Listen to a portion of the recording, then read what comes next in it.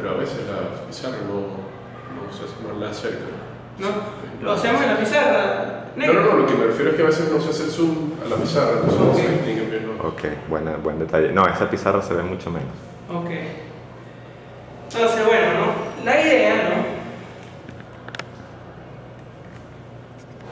Cuando uno dice que TDN eso de FDN, a grandes rasgos, en un plano que uno estaba por acá, ¿no? Uno está diciendo que el crecimiento de la función es equivalente a una recta, ¿de acuerdo? A una recta que sería la asíntota de esta función, ¿de acuerdo? Ese es, estimo yo, en el 99% de los casos. Efectivamente, si uno se ciña a la definición estricta de O, pudiera no necesariamente ser así, ¿no? Pero entonces fíjense, ¿no? Si usted tiene una curva acá que pudiese acotarse por la curva cúbica, ¿de acuerdo? La hice muy pronunciada. Vamos a ponerla un poquitín más suave, ¿no? Entonces, bueno, por acá aparece una asíntota que me queda un poco choreta, ¿no? Entonces, evidentemente, aquí se ve claro, ¿no? Que cuando uno coteja las asíntotas,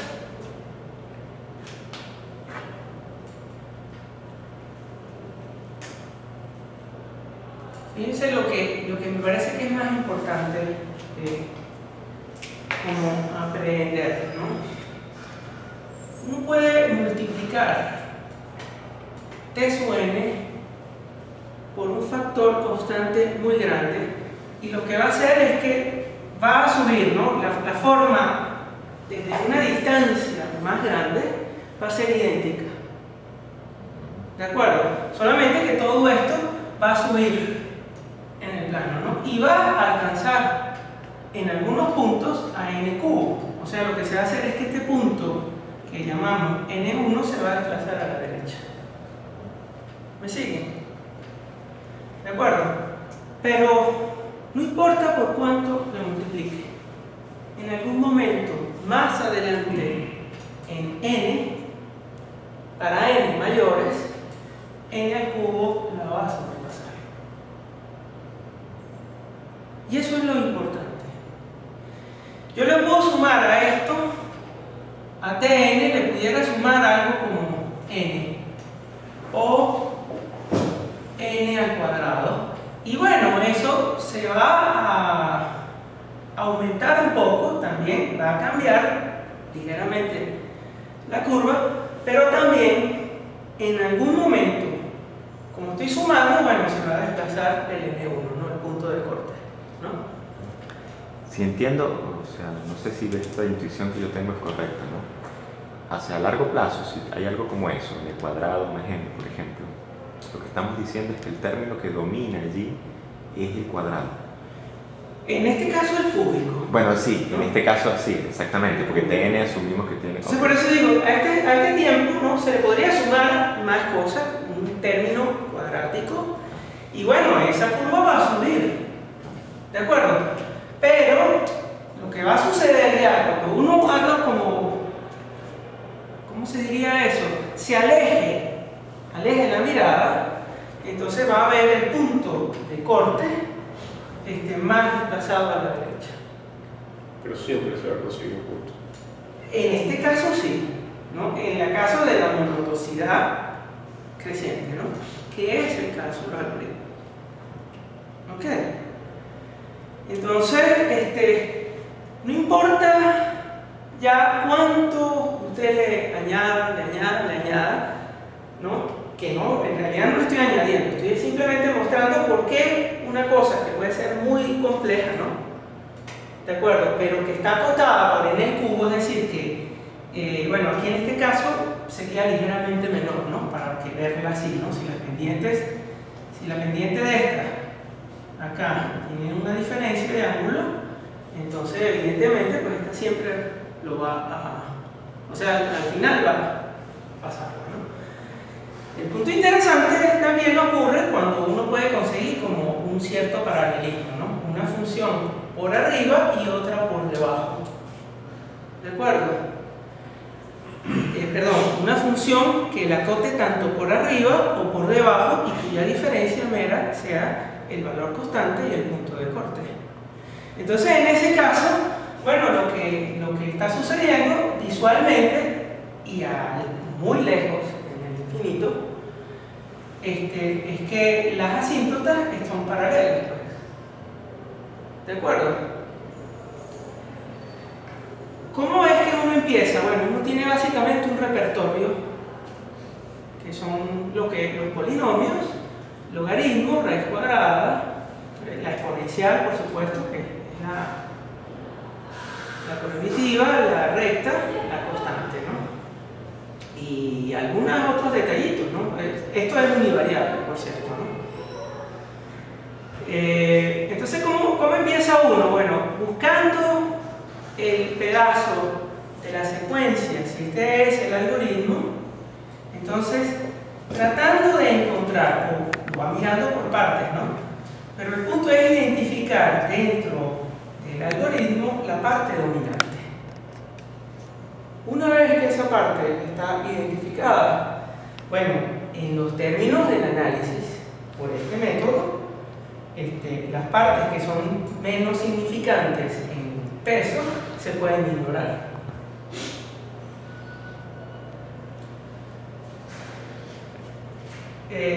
Hay un patrón también que encaja con el repertorio, ¿no? Uno sabe que las repeticiones, por lo general, detrás de una repetición, bueno, hay una línea, pues, ¿no? Si uno tiene que explorar todos los elementos de la entrada, entonces, bueno, ahí hay un coste ya que se paga, que es una recta. ¿De acuerdo? No sé si lo ven bien, pero eso es grosso modo, ¿no? Bueno, tenía yo aquí el análisis del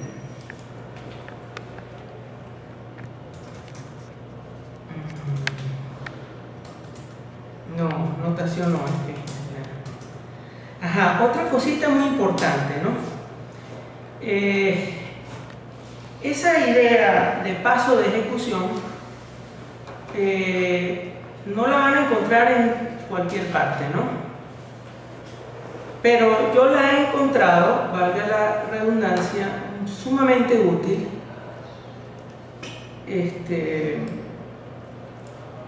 primero para como preservar el carácter discreto que tiene el análisis de un algoritmo, mientras que eso no es tan... Eso efectivamente, lógicamente es impecable, ¿no? Pero eso viene, si me acuerdo del Grimaldi, por cierto, esa O es de un noruego, ¿no? Que no me acuerdo cómo se llama, ¿no? Que estudió el que inventó esa terminología, pero eso viene básicamente del pensamiento de la matemática continua, ¿no? Entonces, yo lo encuentro que como didácticamente, pero también analíticamente es muy útil el pensar en paso de ejecución. Y con lo que vamos a estudiar hoy, que es el análisis amortizado, me parece que es utilísimo. Porque con el análisis amortizado uno tiene que pensar en tiempo, pero como tiempo en pasos. Y bueno, me parece a mí que si uno se apropió bien del concepto de paso de ejecución, puede, por ejemplo, aceptar que hacer dos rotaciones seguidas son dos pasos de ejecución en lugar de uno respecto a una sola rotación. O sea, si yo comparo algo que hace dos rotaciones de un árbol binario con algo que hace una sola, entonces la diferencia es un paso de ejecución, aunque sean constantes. Si voy a ver, si solamente fuera a ver eso, bueno, listo, son no uno, pero cuando uno la está metiendo dentro de repeticiones, entonces ahí sí puede marcar la diferencia, ¿no? Bueno, estaba pendiente esto, no sé si lo vemos rápidamente o quieren que empecemos con análisis amortizado.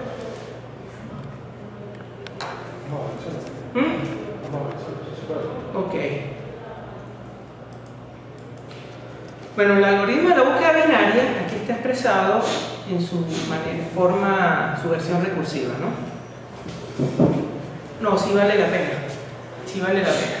No es que lo hiciste porque hay un concepto que es fundamental. Por cierto, esto no lo llegué a explicar en la clase pasada, ¿verdad? Sin memoria posible, ¿no? Ok, fíjense lo siguiente, ¿no? Refresquemos la cosa, ¿no? El algoritmo siempre va a dividir la partición donde se está efectuando la búsqueda del elemento X en el arreglo A, se circunscribe entre los índices L y R. ¿Ok?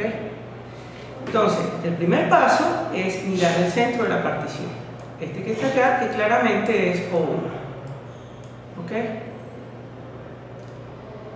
Si la partición es vacía, listo, el algoritmo termina. ¿De acuerdo? Si no, entonces caemos en un if. Ahora, la especie de receta, entre comillas, que estudiamos para el if, ¿no? Era escoger o del predicado más del mayor. ¿Ok? Y eso seguiría siendo un poco vigente, ¿no? Con lo que ustedes tienen que asumir, pues que acá hay un if anidado y los tamaños de entrada de estas llamadas recursivas y estas son equitativos, ¿de acuerdo? Entonces, cuando el algoritmo que se vaya por acá o porque se vaya por acá es lo mismo, ¿de acuerdo? En términos de tiempo. Lo que es importante es que si TSUN caracteriza el tiempo de ejecución, la llamada recursiva sobre la mitad está caracterizada por la misma función que nominalmente llamamos t, pero evaluada en la mitad de la entrada. ¿Se dan cuenta?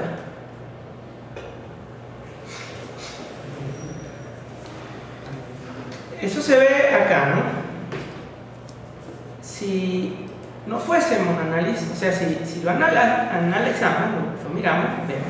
Esto toma O1. ¿Ok? Esta instrucción que se alcanzaría en el peor caso. ¿De acuerdo? Y vamos a irnos, ya más o menos explicamos eso, vamos a hacer el análisis para el peor caso. ¿De acuerdo? Entonces, esta instrucción tomaría O1. ¿Ok? Sea falso o cierto el predicado. Lo interesante es que cuando uno ejecuta la búsqueda binaria, y aquí hay una pista, cuando uno ejecuta la búsqueda binaria sobre una partición vacía, el tiempo sí es O1 constante. No puede dividir más. ¿Entendido? El ejecutar uno de los return, ¿no? También es O1, ¿no? Pero como estamos asumiendo el peor caso, no se va a cumplir, ¿no? El peor caso es que no se encuentre el elemento, entonces no está contando ahorita. Entonces fíjense, ¿no? De aquí hasta acá, perdón,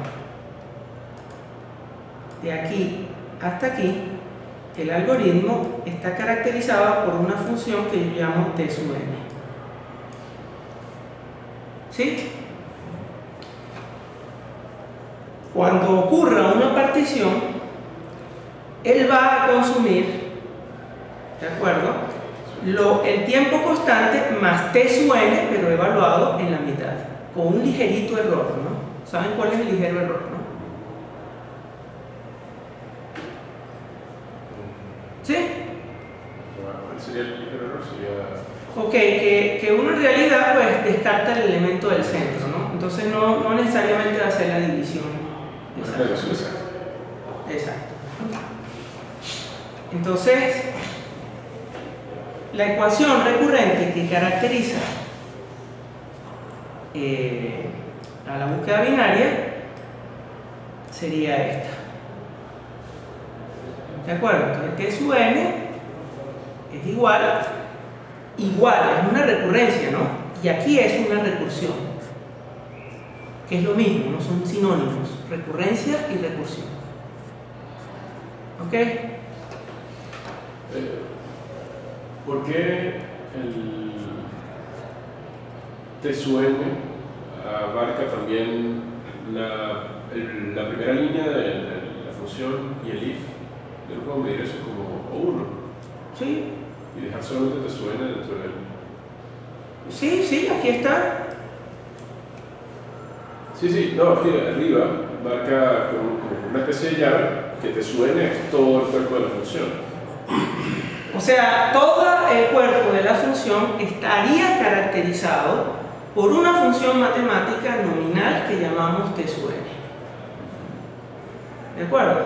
Y el O1 es el retorno. El O1, ¿cuál de los 4 returns? El último. No, porque no lo estamos ahorita en este momento contabilizando. Estamos asumiendo el peor caso. En el peor caso el elemento no se encuentra. Este return que está acá se ejecuta solo si el elemento está en el arreglo. ¿De acuerdo? Porque no es ni menor ni mayor, sino que es igual. Pero también es intrascendente, ¿no? Porque es O1 también, que era lo que más o menos decía cuando estábamos hablando de los pedazos del código. Lo interesante es que fíjense, ¿no? Bueno, un buen ejemplo, ¿no? Estoy viendo esto como un bloque, que es el algoritmo, ¿no? Ahora, aquí no es trivial particionar, porque es una recursión. Pero sí hay un conocimiento directo de la recursión, que es que esto va a demorar el paso de ejecución que corresponde a esto más la misma función que está caracterizada evaluada en la mitad, porque descartó la otra mitad. ¿Sí se entiende el argumento? O sea, no debe sentirse rebuscado porque... No, claro, es que eso es lo que estaba tratando de ver, pero pensé que no lo había dicho. Que lo que acaba de marcar es O1 y lo otro sería TDN. Exactamente. O sea, el conocimiento de que es la mitad es porque yo estoy dividiendo entre dos. Exactamente. En algunos casos, lo veremos la próxima semana, con el quicksort, por ejemplo, asumiremos que es la mitad o que no es la mitad. Sí, porque el que esté por la mitad depende de la suerte. Pues. Aquí sí es determinístico que va por la mitad. Ok. No debería uno decir determinístico, eso no existe. Además que la palabra es causal, que dice lo mismo, ¿no? Bueno, nosotros sabemos ya que es monótona creciente, ¿no? Entonces nosotros podemos suponer, sin riesgo, aunque algunos un matemático lo va a cuestionar, ¿no? Pero yo insisto que ahí sí me gusta decir que uno es ingeniero, ¿no? Sin riesgo nosotros podemos decir que n es una potencia exacta de 2, ¿no? Yo hago esto porque este es el truco favorito para resolver ecuaciones recurrentes de algoritmos que dividen la mitad en 2, entre ellos lo de dividir con binario. ¿Ok? Entonces, si uno dice que es una potencia exacta de 2, haciendo la transformación queda esta ecuación. Pero esta ecuación, fíjense que en lugar de tener un término, en lugar de recurrir a la misma función dividiendo, recurre a la misma función desplazando una unidad menos. ¿Se dan cuenta de eso? O sea, 2 a la k es igual a t de 2 a la k menos 1. Y entonces uno empieza a expandir la recursión. Ese proceso de expandir la recursión, que eso lo aprendí de los estadounidenses, los europeos no lo hacen así, le dicen como telescopiar, ¿no? Como empezar a mirar o sea, tratar de ver el último término de la recursión. Es una suma. O sea, al hacerlo acá, pues ya se puede convertir en una suma. Entonces, bueno, esto se va a ir evaluando recurrentemente hasta el último término, que es 2 a la 0.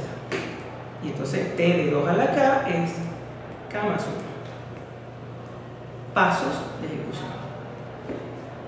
Claro, a ver, o sea, en principio podría ser exactamente lo mismo con la ecuación 3, solo que es otra ¿Con la ecuación 3? Sí, aquí abajo. Bueno, bueno, podría... fíjate que aquí las ecuaciones tienen un numerito, ¿no? Disculpe, no estaba... Sí. Ojo con eso, ¿no? Con el punto 3. La viñeta 3, pues. La viñeta 3, Okay. Exactamente.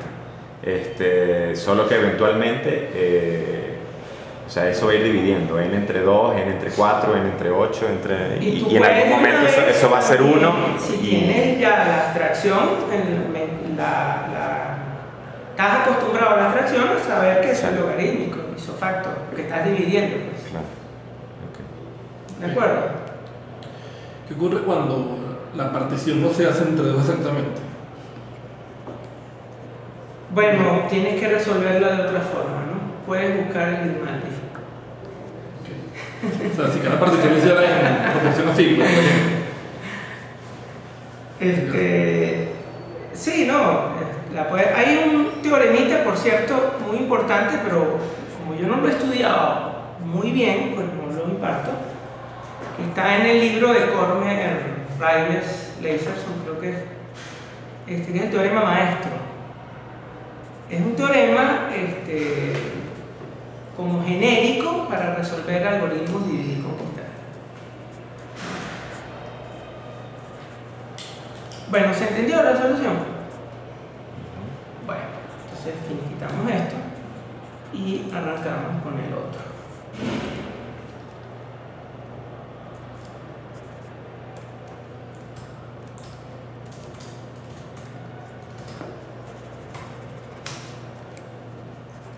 Bueno, vamos a ver si podemos alguna vez terminar la clase, ¿no?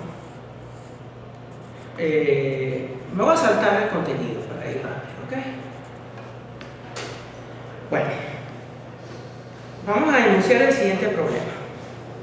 Nosotros tenemos una clase de objeto, un tipo abstracto de datos, o lo más esencial en este curso, una estructura de datos. ¿De acuerdo? Ahora, el problema con la estructura de datos es que tienen distintas operaciones. ¿Ok? Sobre todo cuando las estructuras de datos están orientadas hacia un objeto, hacia una clase de objeto. ¿Ok? Y no hacia un problema, sino una clase de objeto que es genérico, que la clase se puede usar en muchos contextos. Entonces, ¿cómo caracteriza uno el desempeño del tipo abstracto de datos? Esa es la cuestión, ¿no? Algunas operaciones son más costosas que otras. ¿De acuerdo? El uso del tipo abstracto de datos o el uso de la invocación de distintas operaciones sobre una estructura de datos se puede hacer en un orden arbitrario, a una escala arbitraria y con las permutaciones que usted quiera. Entonces ahí hay una dificultad, ¿no? Por supuesto, en muchos casos, algunos de los que hemos estudiado, se puede ver directamente. Pues. Un árbol binario de búsqueda con inserciones al azar, bueno, es logarítmico. Las tres operaciones tendría que hacer la acotación de que después de que te haga una eliminación, entonces ya empieza un poco a tambalearse la promesa, ¿no? Pero usted puede responder eso. ¿Ok? Entonces, sí está claro el asunto, ¿no?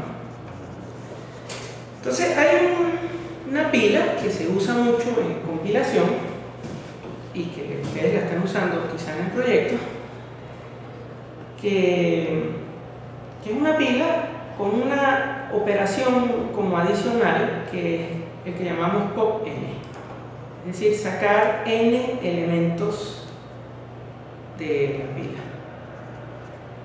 ¿De acuerdo? Si la pila se instrumenta con un arreglo, esa operación es directamente O1. ¿De acuerdo? Al restar hay el índice del tope. Pero si se instrumenta con listas enlazadas, esa operación es O de n, de la cantidad de elementos que usted esté sacando. ¿Está claro? Entonces fíjese lo que podría, esto no va a sucederle probablemente a ninguno de ustedes, pero es un ejemplo escolar que está en el Rives, está en el Keystone, está en el Lewis y no me acuerdo otro. Digamos que para instruir análisis amortizado. Y creo que en el artículo original también está, pero no puedo afirmarlo porque no lo he leído. O sea, directo. Entonces fíjense lo que uno dice con la pila dinámica, ¿no? Hacer un push es un paso de ejecución, entonces el pop aquí es redundante, ¿no? Con poner pop n de 1 es lo mismo, ¿no? Pero un pop pues es un paso de ejecución, ¿no? Un pop n es n pasos de ejecución. ¿Está claro? Tope, o sea, acelerar, consultar el elemento, es un paso de ejecución. Entonces digamos que eso es lo que uno como diseñador podría ver. O sea, aquí surge la pregunta, ¿cuánto cuestan m operaciones consecutivas sobre la pila? ¿Cuál es el promedio general por operación? La tendencia es que uno diga, bueno, suma lo que dijo, ¿cómo que se llama? María Gabriela. Uno suma todas las ocurrencias de la muestra y la divide entre la cantidad de muestras. ¿De acuerdo? Así es que calcula el promedio. Y entonces uno dice, mira, el promedio, el tipo abstracto de datos da esta prestación, ¿no? Fíjense que si no tengo el pop n, entonces directamente el promedio es O1. ¿De acuerdo? Pero si tengo pop n, ¿de acuerdo? Entonces, siendo pesimista, uno dice, bueno, este tipo va a ejecutar el pop n varias veces. Y entonces ese algoritmo, el promedio, ese algoritmo sería, o sea, ejecutar, perdón, m operaciones sería m por O n. ¿De acuerdo? El promedio por operación entonces sería O n. Pero resulta que hay una cosa que, insisto, que no le sucede a todos. Es un ejemplo escolar, ¿no? Cuando usted hace un pop, ¿de acuerdo? Está limitando la cantidad de pops en función futuras, en función de la cantidad de elementos que sacó. También puede ver que no es lo mismo, ¿no? La máxima cantidad de elementos que puedo sacar en un pop o la máxima cantidad de pops en función de la cantidad de pushes. Entonces hay un error allí en ese razonamiento bastante serio, ¿no? La conclusión es correcta, pero falsa. O no le digamos falsa, ¿no? Es correcta. Tiene un error, o sea, exagerada, pues, irrealista.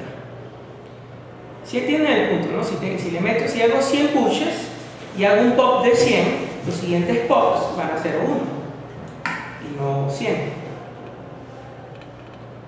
¿De acuerdo? A menos que haya otro push.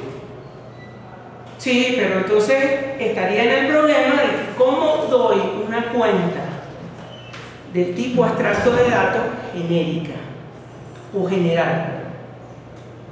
General, o sea, independientemente de la permutación, este es el rendimiento porque eso es lo que no conozco. Quito pop N. ¿Ah? Quito pop N. Bueno, yo hoy tengo los oídos tapados. Quito la operación pop N. Aquí está la operación pop N.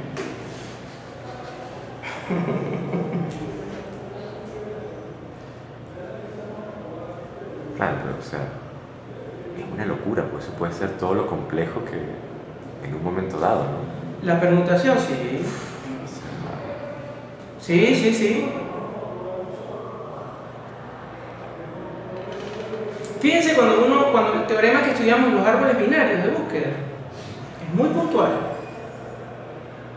Cualquier cosa distinta a esa ya no encaja en esa promesa. Pero esa es otra forma, ¿no? Pero ahí sí no digo yo puedo decir, bueno, si las permutaciones son insertar, buscar, insertar, buscar, insertar, no importa cuál sea, este es el rendimiento. Log N. Claro, es como cuando uno, por ejemplo, tiene clústeres de bases de datos y uno dice, bueno, insertar tiene un costo alto, porque tengo que insertar en todos. Pero cuando consulto, quizás consulto solamente. ¿No? O sea, tiene un razonamiento, tiene algo que se va, sospecho que es lo que se va a ver hoy.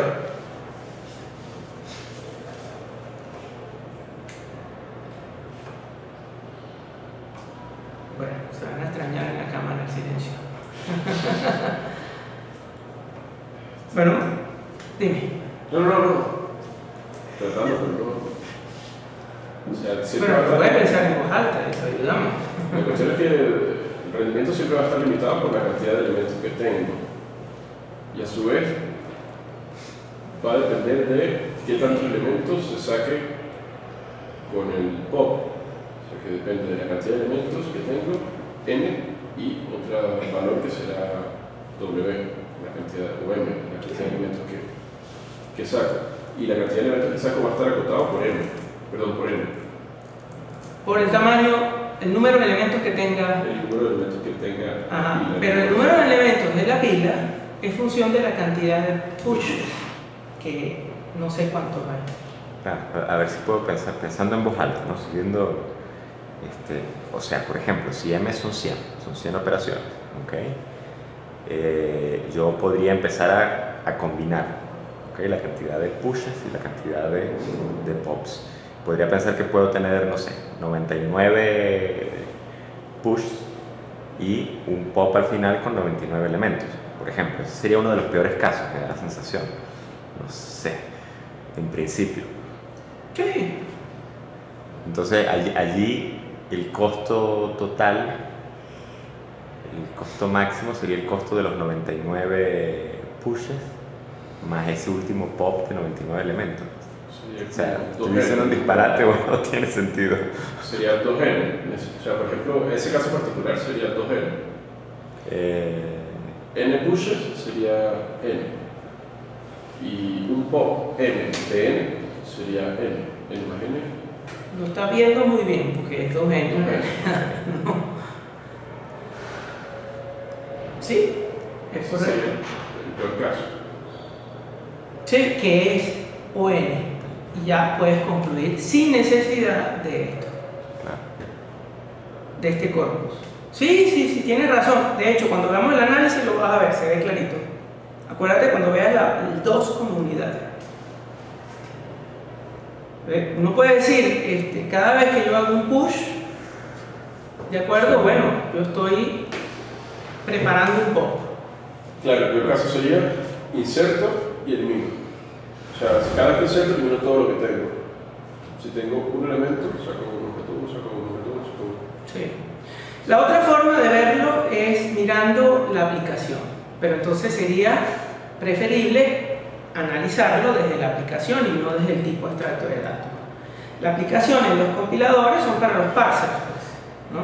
Entonces a veces ellos sacan de una sola, cuando encuentran un token que ya, por ejemplo, cerra paréntesis o un fin de una hoja derecha de un árbol sintáctico, entonces uno puede sacar, según sea el caso, ¿no? Por ejemplo, en gramáticas ambiguas, uno puede decidir una o la otra, ¿no? Y hay una técnica, por cierto, Bullman, el que las descubrió, tú cuando encuentras el último toque que termina el árbol sintáctico de la sentencia que estás analizando, entonces tú haces un pop directo sin necesidad de subir y mirar el árbol, pues, ¿no?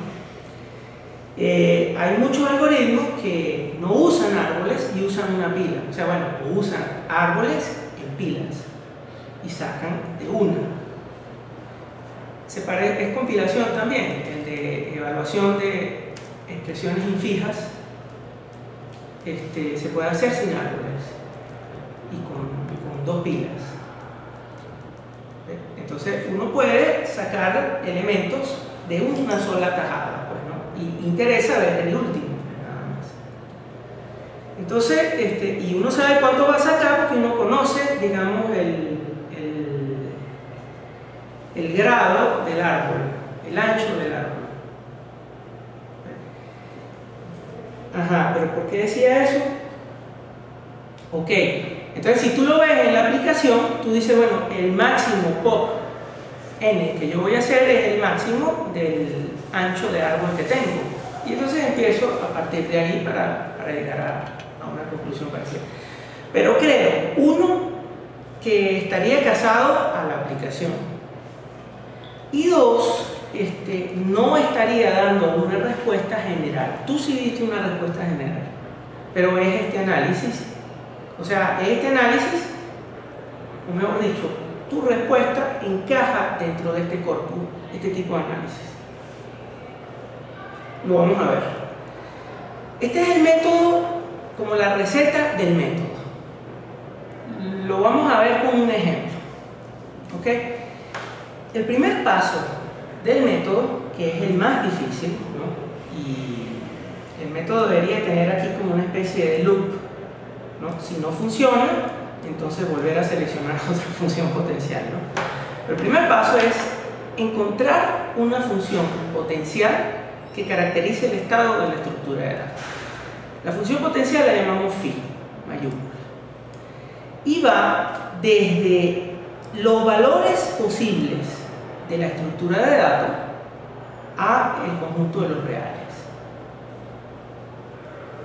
¿De acuerdo? Es una función extraña, ¿no? Porque una estructura de datos puede ser una maraña, una web allí que uno no sabe, y entonces de ahí obtiene como un número. Está como lo que yo les hablaba de la objetización, ¿no? Está aplastando un montón de subjetividades, ¿no? De la estructura, pero esa es justamente la idea, ¿no? Objetizar. La estructura de datos la prefiero separar en el estado inicial y el resto de los estados. Cada DSUI es el estado de la estructura de datos en la operación I. ¿Me explico? Perdón, el estado de la estructura de datos, sí, en la operación I.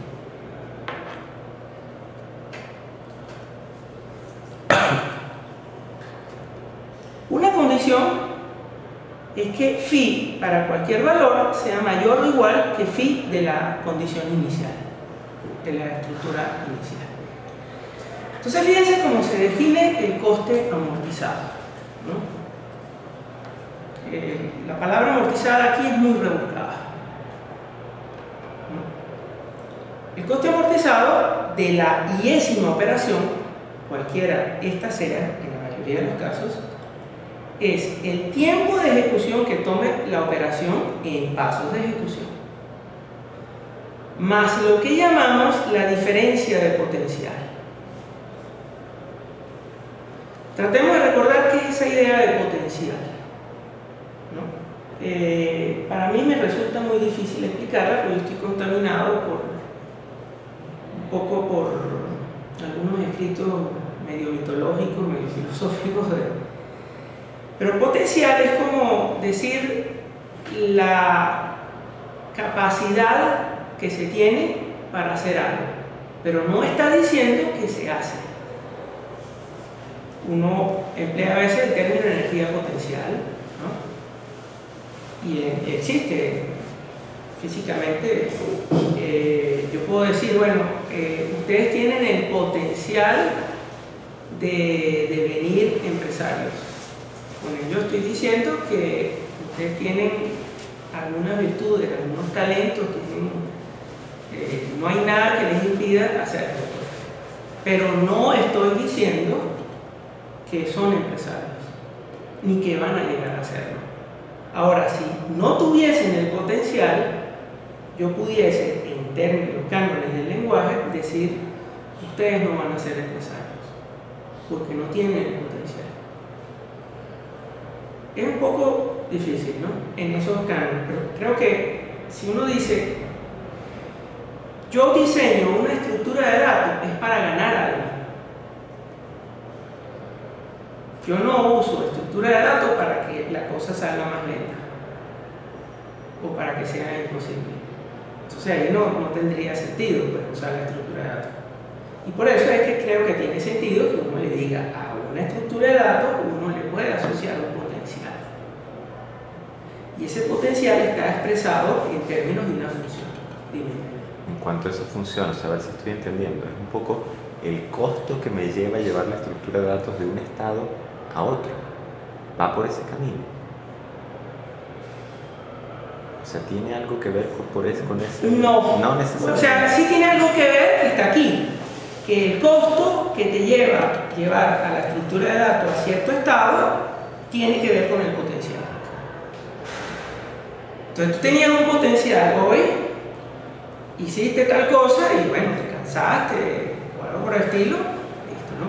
Pero, fíjate, ¿no? En lugar de hacer ahorita, de ir a caminar al caucho, por ejemplo, a lo mejor tú lo que haces es que duermes bien, te alimentas bien, entonces ahí estás ganando potencial. ¿De acuerdo? Cuando tú termines de subir el caucho, hay una diferencia de potencial. El potencial que tenías antes, menos el que tienes después de haberlo subido. Que depende de cuánto invertiste en ganar potencial.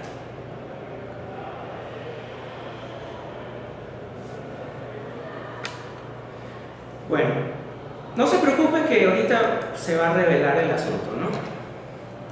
Muy importante es eso, ¿no? Cantidad de pasos de ejecución que consume la operación, sea insertar en un árbol binario, tiene tantos pasos de ejecución, o sea, lo que sea, ¿no? Pero son operaciones diferentes y eso puede variar, ¿no? Más la diferencia de potencial, es decir, ahorita al hacer la operación tengo un potencial. Antes de la operación tenía otro potencial. La resta es esa diferencia de potencial.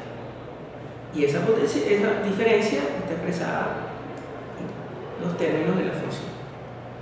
Entonces la idea es que cuando uno define la función potencial, entonces uno trata de descubrir cuál es el coste amortizado utilizando esta formulita literal de cada operación. ¿De acuerdo?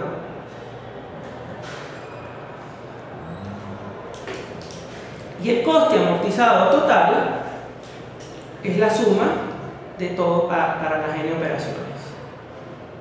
Y ahí usted podría tomar la peor.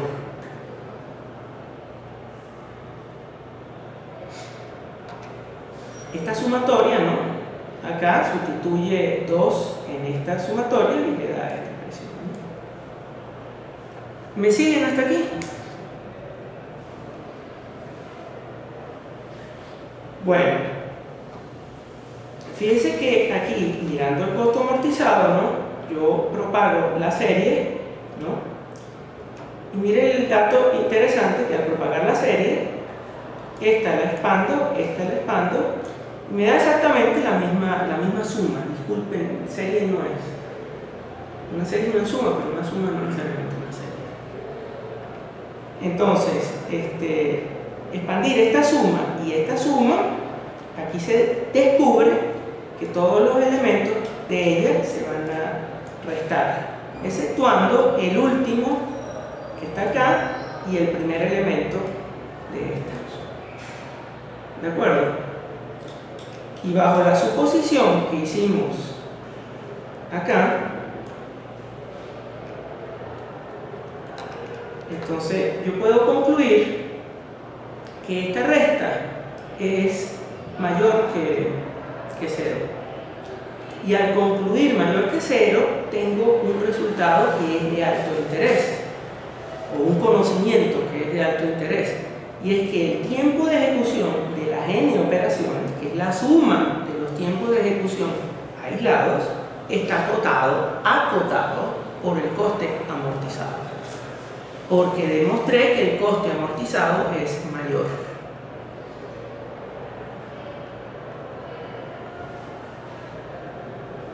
¿Entendido?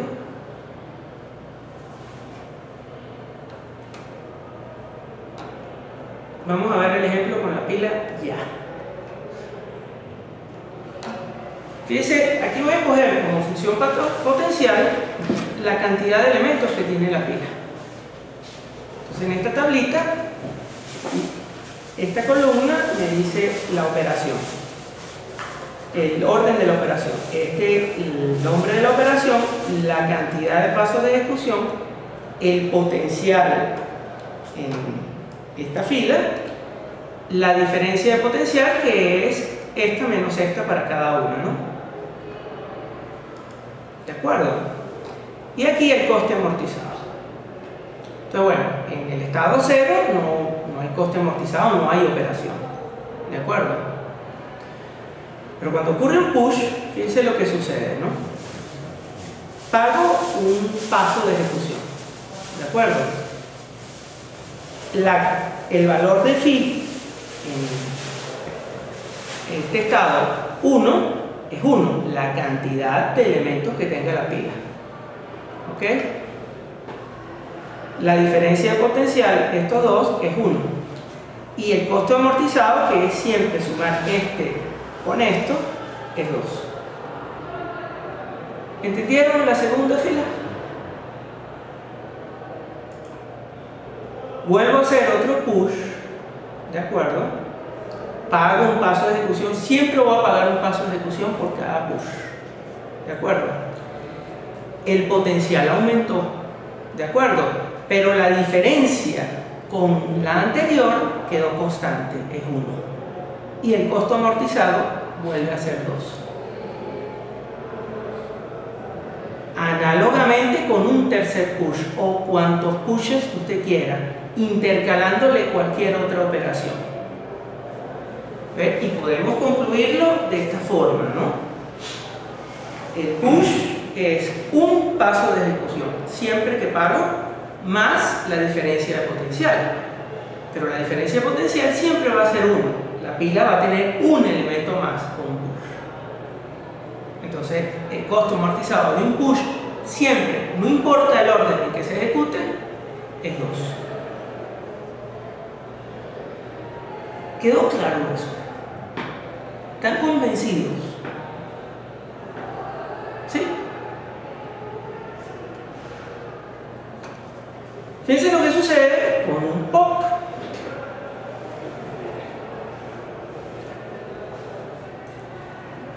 Con un pop aislado, pues la diferencia de potencial va a dar negativa. ¿De acuerdo? La pila va a perder elementos, entonces el estado anterior es mayor siempre que el estado actual. ¿De acuerdo? Y la diferencia de elementos va a ser la cantidad de elementos que hice pop. ¿Está claro? Entonces, cuando hago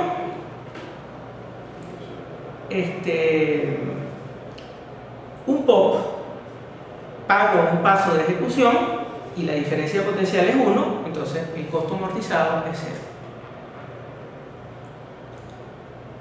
Si hago otra vez un push, la pila alcanza la misma cantidad de elementos. ¿De acuerdo? Y ahora vamos a hacer un pop n con 3. ¿De acuerdo? Entonces la diferencia de potencial es negativa. El pop en pasos de ejecución gasta K, que es lo que llamaba pasos de ejecución. Pero la diferencia de potencial siempre va a ser menos K.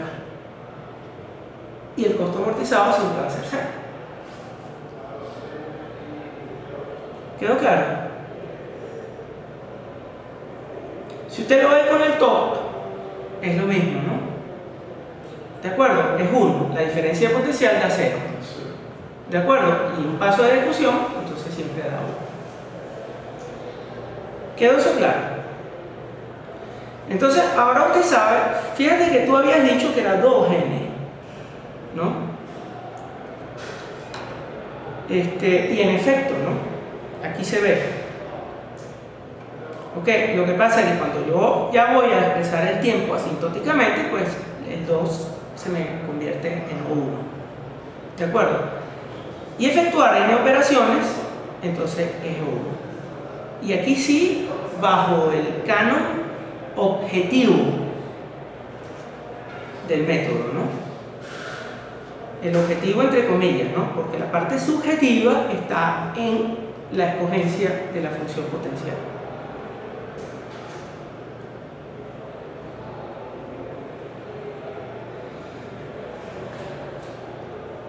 ¿Sí está claro?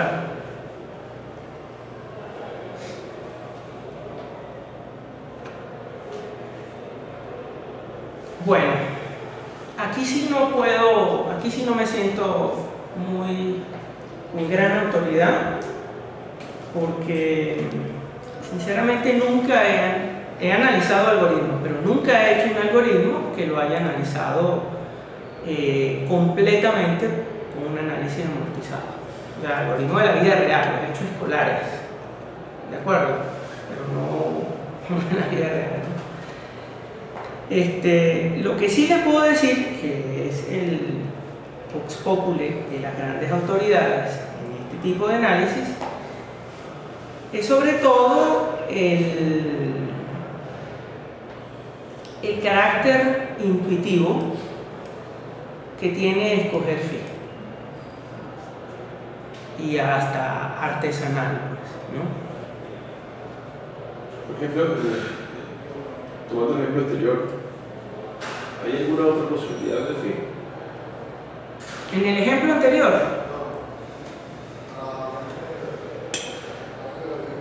bueno, podríamos obtener algo así como un phi que sea una composición, pues. O sea, cualquier cosa que sea composición del phi que hemos escogido podría ser vigente, ¿no?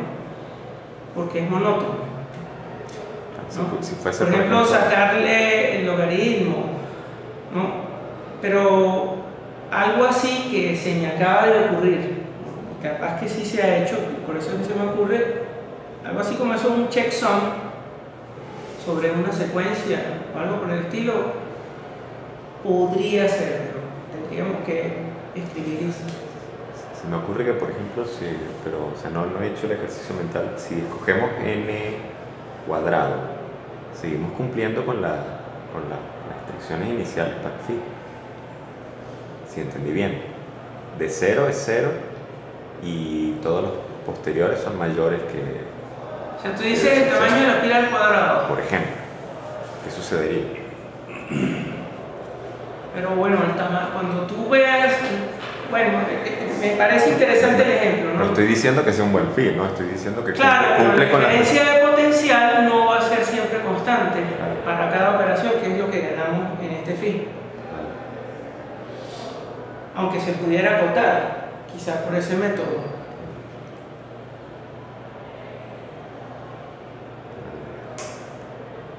Entonces, bueno, en este caso de la pila dinámica, no se me ocurre. Digo, cualquier transformación que sea composición, pues, ¿no? Que preserve la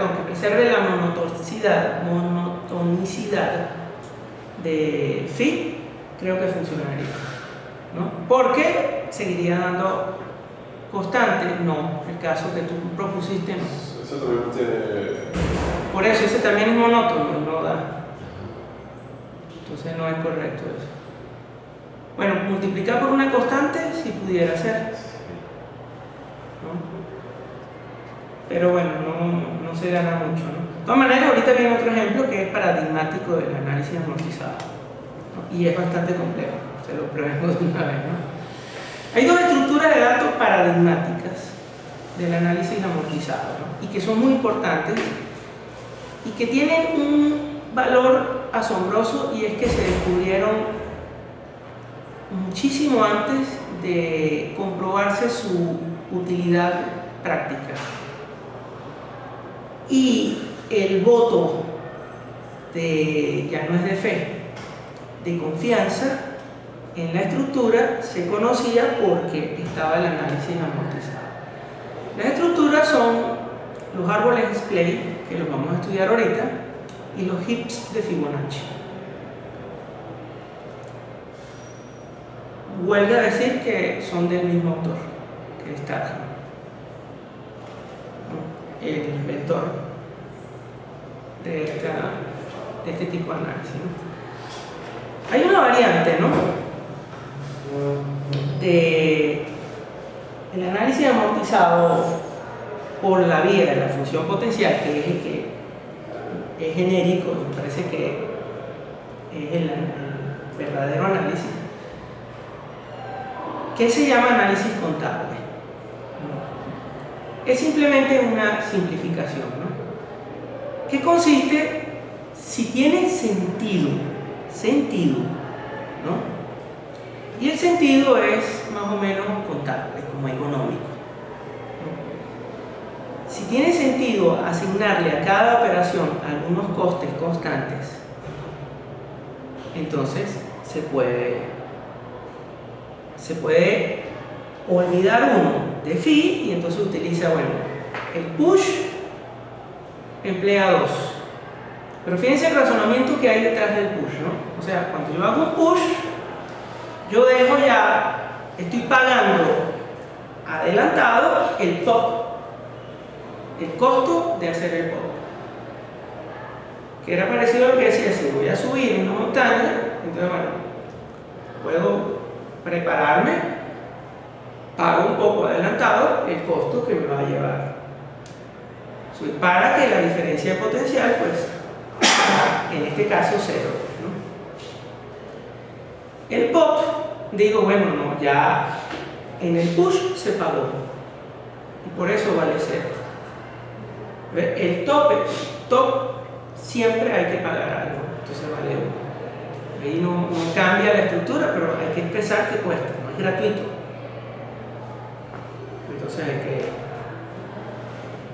Entonces a esas cantidades uno le dice créditos. Y de ahí es donde viene el término, ¿no? Uno dice amortizar una deuda es pagarla. En los préstamos al revés, ¿no? Los préstamos uno la amortiza es después de mucho tiempo después de que empieza a pagar. Se la pasa pagando intereses. Bueno, pero uno puede hacerlo al revés, ¿no? Yo puedo decir, claro, esto es muy estadounidense, ¿no? Y de hecho, de aquí, por eso es que se llama así, eso es estadounidense, esa cultura. Yo voy a pagar la universidad de mis hijos, o eso sí, creo que va a tener que ser el caso nuestro ahora, ¿no? Voy a tener que pagar mi jubilación, sobre todo en la parte de seguridad social, la voy a empezar a pagar desde ahorita. Para de aquí a 20 años, bueno, conchale, que me puedan atender en el hospital, ¿no? Pero estoy haciendo un pago para algo que estoy previendo que va a ser a los 20 años, ¿no? Asumiendo que la esperanza de vida, pues, a lo mejor ojalá que haya aumentado, ¿no? ¿Me explico? Bueno. Oye, se me pasó el tiempo. No. Ok. Voy a explicar rapidito el árbol Splay y voy a centrar, y también el análisis, ¿no? Pero el análisis es la parte que me parece a mí espectacular del análisis amortizado. Un árbol Splay es un árbol binario de búsqueda. La estructura del nodo no varía, o sea, la clave y sus punteros a ramas izquierda y derecha respectivamente. ¿De acuerdo? Lo que tiene el Splay es que siempre que ocurre una manipulación sobre el árbol, se ejecuta una operación que nominalmente se le denomina Splay. Y la operación consiste en llevar el último acceso a la raíz. Entonces, para explicar rápidamente los algoritmos. La inserción hace una búsqueda fallida en el nodo externo donde se detiene la búsqueda, coloca el nuevo nodo y lo sube a la raíz, o sea, le hace splay a ese nodo. ¿Entendido? Una búsqueda. Si la búsqueda es exitosa, se va a detener en un nodo. ¿De acuerdo? Ese nodo que se encontró, entonces se hace el splay y se lleva a la raíz. ¿Sí? Si la búsqueda es fallida, la búsqueda se detiene en un nodo externo, en un puntero nulo. El papá de ese nodo se hace splay y se lleva a la raíz.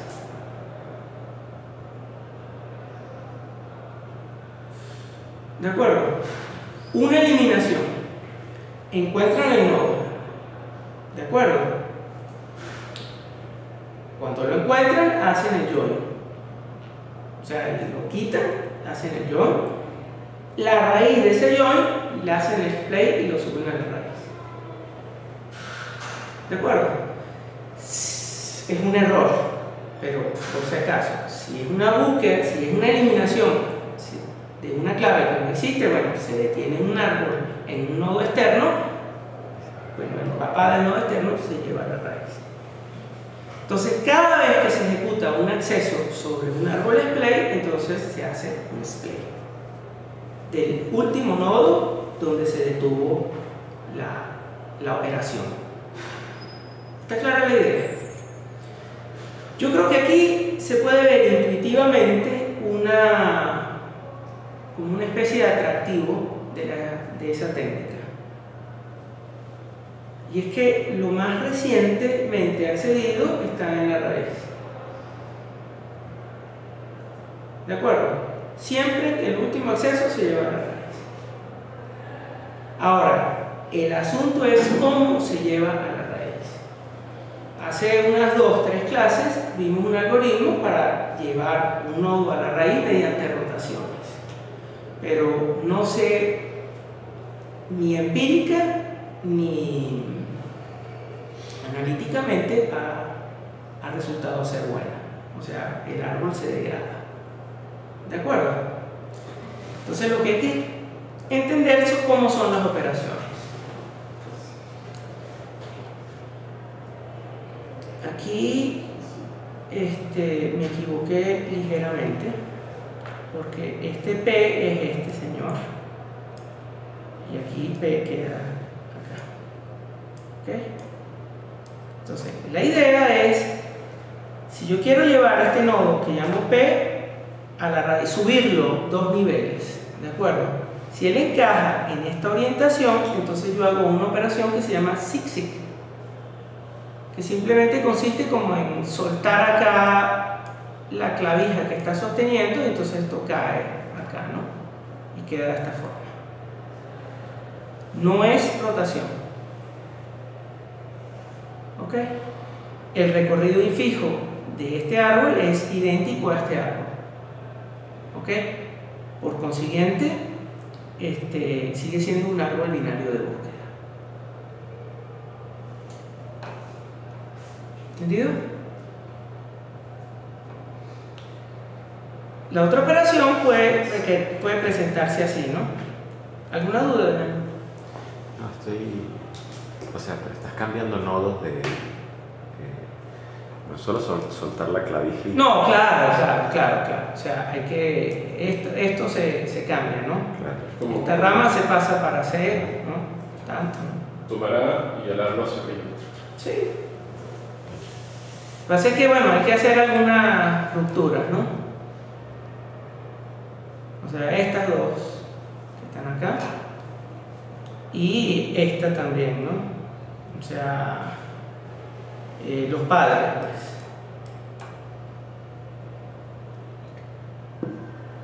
¿Ok? Bueno, eso se hace en una rutinita, ¿no? Y, ojo, algo que sí sería interesante para poner en la próxima es así también, ¿no? O sea, de aquí se puede subir, se puede venir para acá. Es la misma operación, pero simétrica. ¿Ok? El zigzag, la idea es, ¿no? Yo tengo un árbol y tengo por aquí un nodo. Entonces la idea es subir ese nodo hasta la raíz. ¿De acuerdo?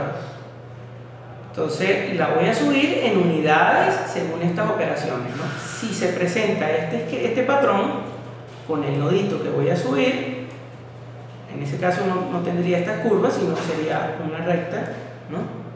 Entonces hago un zig-zig. Y con eso lo subo 2 niveles. ¿Ok? Ese proceso de zigs lo repito hasta que P alcance la raíz. ¿Está claro? Si el patrón es así cruzado, entonces esto sí es equivalente a 2 rotaciones, ¿no? Pero no es bueno verlo como tal, ¿no? Se hace esta transformación que sí, puedes rotar P hacia la izquierda y luego hacia la derecha. Entonces, este es el resultado. ¿Ok? E igualmente sube 2 niveles P. ¿Entendido? Pero el anterior también lo puedo ver como 2 rotaciones. Pero No son pero en la misma rotaciones. dirección. No son rotaciones. Ok, tengo que sentarme. El zig sí es una rotación, ¿no? Eso va 2 en 2, ¿no? Si el nivel de P es impar, entonces no se va a llegar a la raíz con zig-zig o zigzag. Entonces va a llegar P al nivel 1. ¿Me explico? El 0 es el de la raíz. Entonces cuando P esté en el nivel 1 y solo si está en el nivel 1, entonces usted sí hace un zig que es una rotación.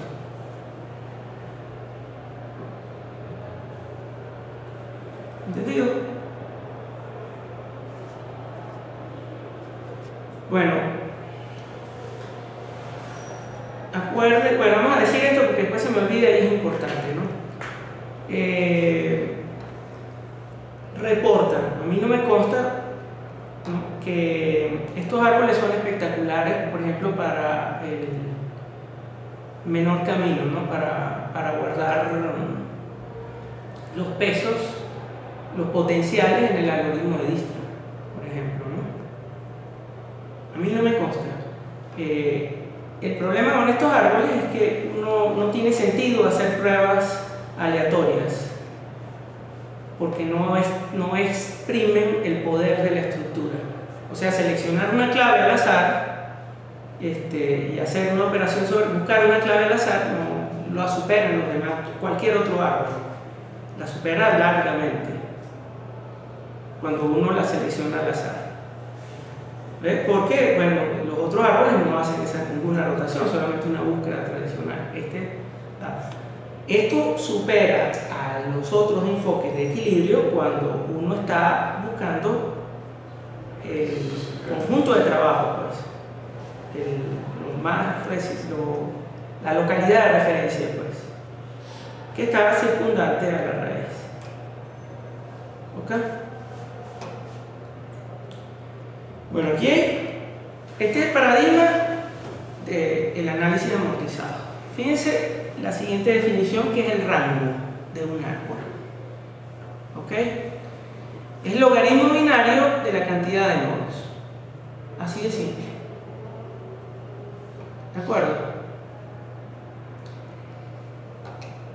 La función potencial que se emplea para analizar, explicar y, presumo, diseñar, o que se empleó para diseñar el display, es la sumatoria de los rangos de todos los nodos.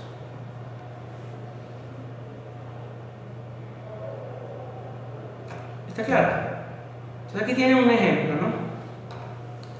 Este arbolito que está acá tiene 9 nodos, ¿no? Entonces en este acá, pues, el rango es logaritmo de 9, ¿no?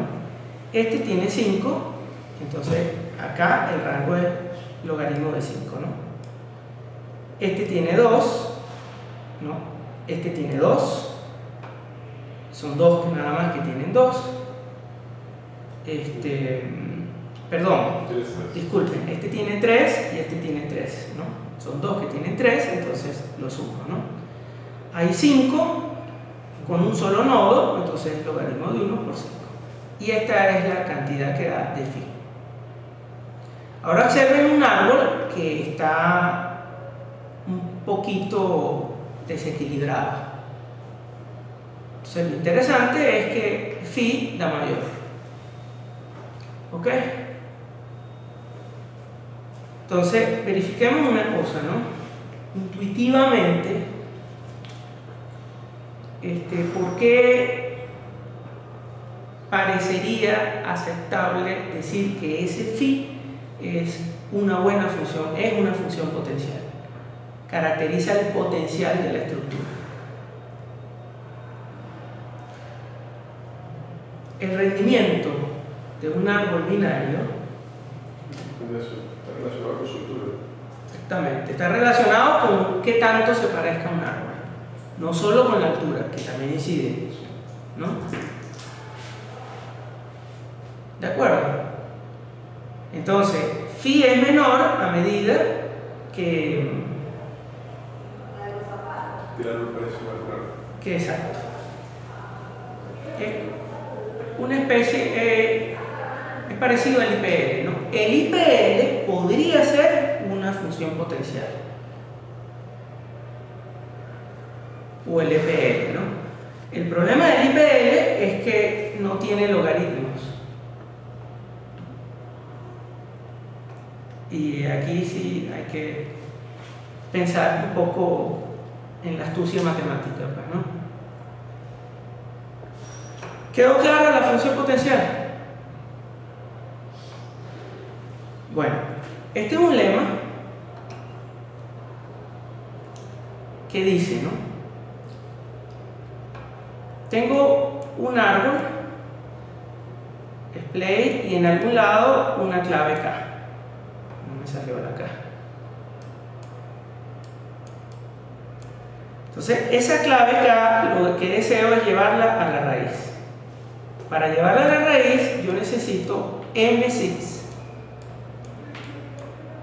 ¿De acuerdo? ¿Está claro? Entonces, C sub i menos 1, eso se puede entender rápidamente, es la cardinalidad del árbol que contiene acá antes del ciclo. ¿De acuerdo? Y C sub i es la cardinalidad de C sub árbol después del ciclo. ¿Ah? Te escucho. Ese podría ser el potencial. No. Por supuesto que tiene que ver porque está dentro del potencial esa cardinalidad. Pero acuérdate, el potencial es la suma de todas las cardinalidades. ¿Ok? Trata de recordar esto. Bueno, no es difícil pedir que lo recuerdes, ¿no? Porque lo estamos viendo acá, esta parte. O sea, está demostrado que en operaciones sucesivas estos potenciales se van a anular. ¿De acuerdo? Y el saber eso a priori es muy importante, muy útil para hacer análisis amortizador, ¿no?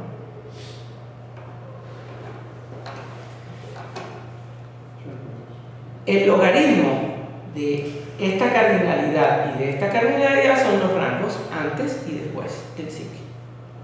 Cuando digo sig aquí es sig, zigzag o sig. ¿De acuerdo? ¿Sí?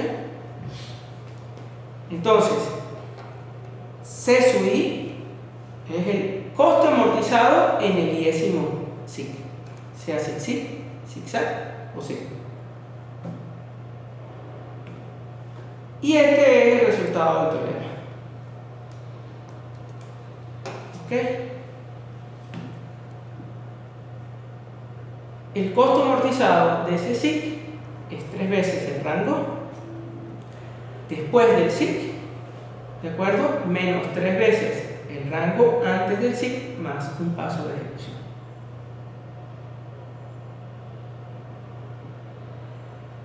En caso de que sea el SIC que lo lleva a la raíz. ¿Ok?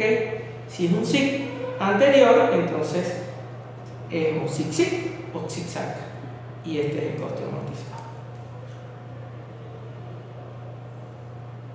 No está demostrado, así que no se puede ver así directo, ¿no?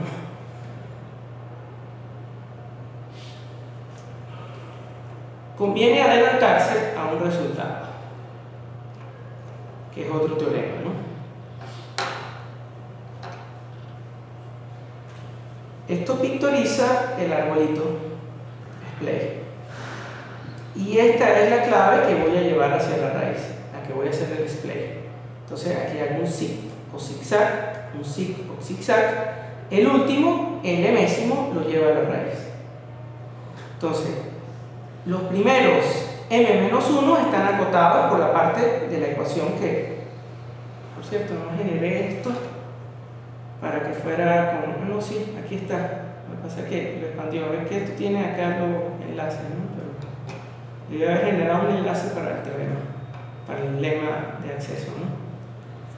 Entonces, los primeros i-1,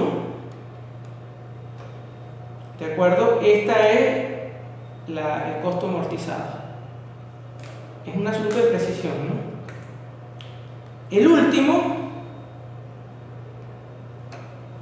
es este que está acá. ¿Quedó claro? Si el lema que les anuncié previamente es cierto, entonces después de desarrollar esta sumatoria, pues que ahí está más o menos el resultado, me da que el costo amortizado de todo el display es este. ¿De acuerdo? Y eso es logaritmo de n. Acuérdense que el rango es logaritmo, entonces ahí sale directo. ¿Ok? Pero a condición, por supuesto, de que el lema sea cierto.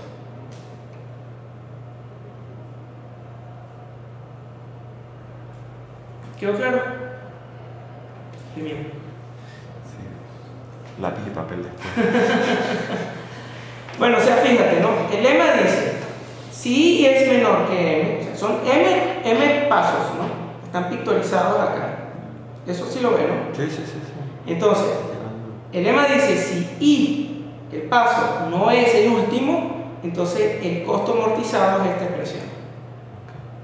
Si el paso es el último, entonces hay un costico adicional que sea par o impar, ese es todo el asunto, que es esta expresión. Estás eliminando la sumatoria. Exacto, ahí sí, échele usted, ahí sí puede entrenarse con el lápiz y papel, ¿no? Entonces cuando usted expande esto, usted se va a dar cuenta de que se le van a eliminar pues, unas cuantas, ¿no? Entonces bueno, aquí más o menos se ve, ¿no? Okay. Bueno, aquí está, no sé, sí, esta se elimina con esta. Esta se elimina con la siguiente de esta que no está pictorizada, ¿no? La predecesora de esta señora se elimina con esta. ¿Ok? Entonces aquí sí viene una parte que es pura mecánica, pura análisis, pero que bueno, la podemos revisar rápidamente, ¿no? Recordemos la fórmula del costo amortizado, ¿no? ¿Ok? Vamos a estudiar el costo amortizado para demostrar el lema. Y recordemos la función potencial que estamos escogiendo. Entonces ahora vamos a ver lo que sucede en un SIC, en caso de que sea la última. ¿De acuerdo? Entonces, si es la última operación, tengo un árbol que está así. K, que es la clave que quiero llevar a la raíz, está en el segundo nivel. Lo voy a llevar a nivel 0, que es la raíz. Entonces queda esta la transformación, ¿no? Entonces, es una rotación, pero no importa, tiene un costo, que es un paso de ejecución. ¿De acuerdo? El zig-zig y el zigzag en costo de tiempo son dos pasos de ejecución. Porque son dos niveles. ¿Quedó claro?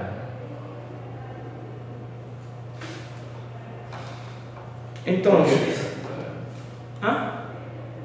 ¿Por qué digo que son dos pasos de ejecución y no solo uno?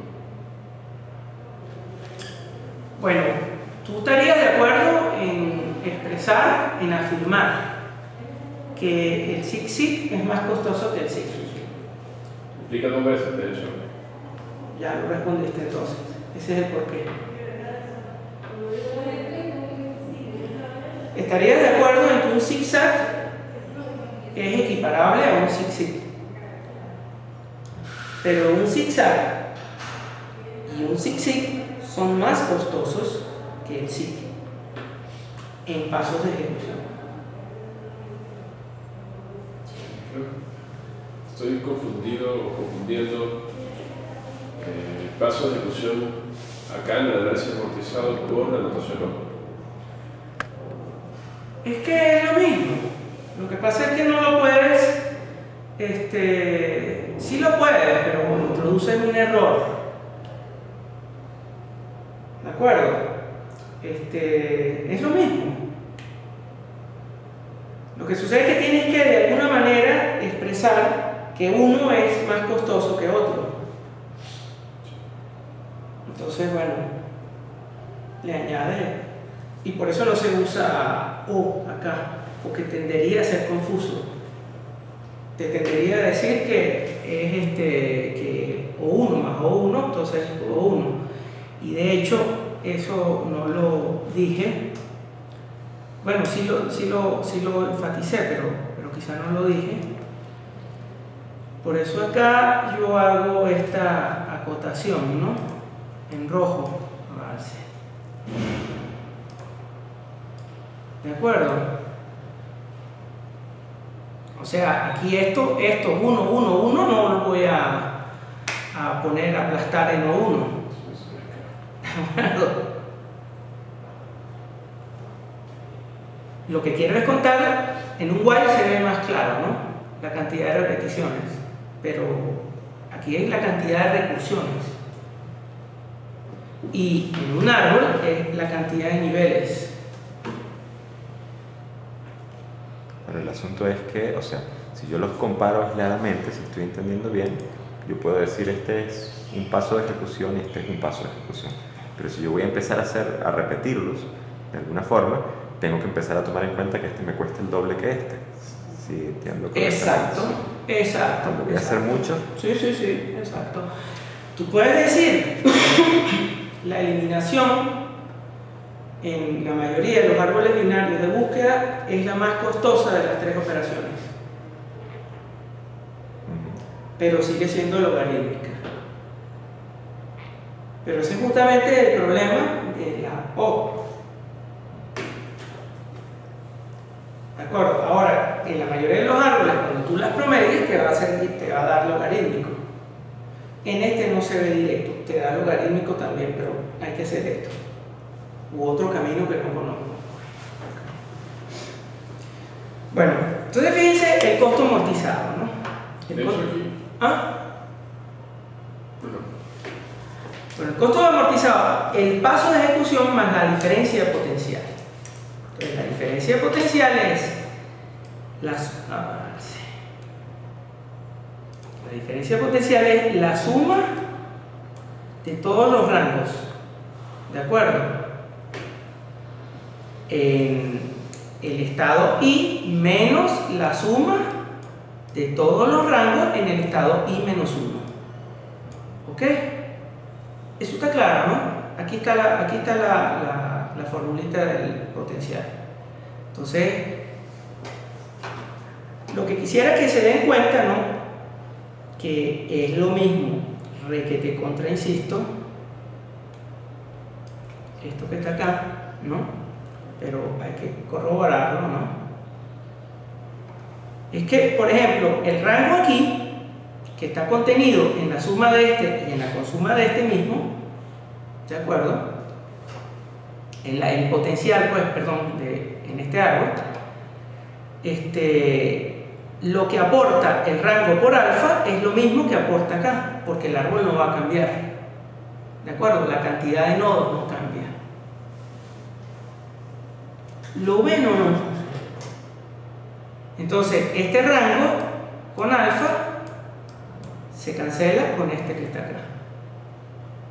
Al final el potencial, la diferencia va a ser cero. O sea, no, va a aquí ser está, mínimo. mira. O sea, se van a cancelar excepto Claro, claro.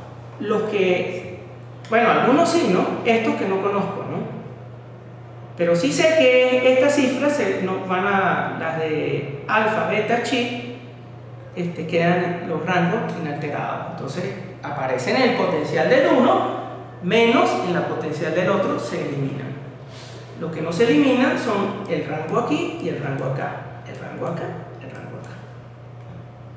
Entonces fíjense, ¿no? Los términos que nos interesan son el rango de K en I más el rango de B en la operación I, después del ciclo, menos el rango de K antes del ciclo, menos el rango de B antes del ciclo. ¿De acuerdo?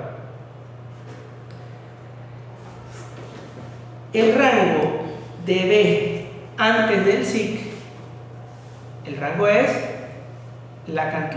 logaritmo de la cantidad de nodos.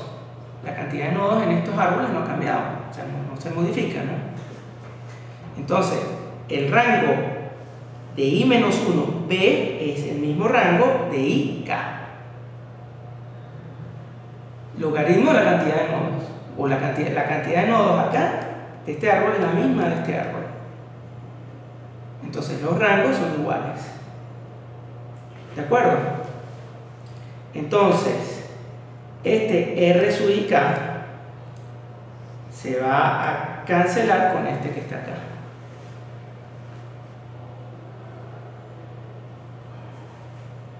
¿Sí?